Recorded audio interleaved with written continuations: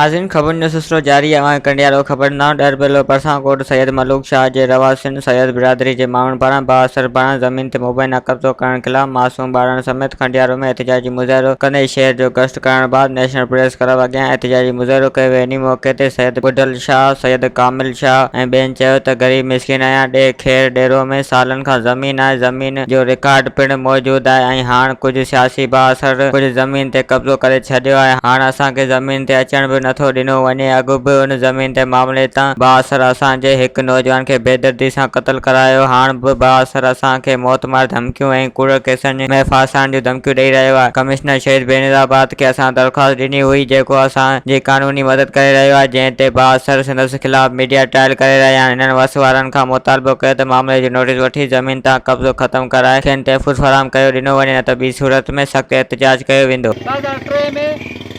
उनजे बावजूद बि असांजी ज़मीन ते बाअसर माण्हुनि जा माण्हू उहे कब्ज़ो कयूं वेठा आहिनि ऐं उहो कब्ज़ो नथा हटाइनि। असांखे मौतमार धमकियूं ॾेई रहिया आहिनि।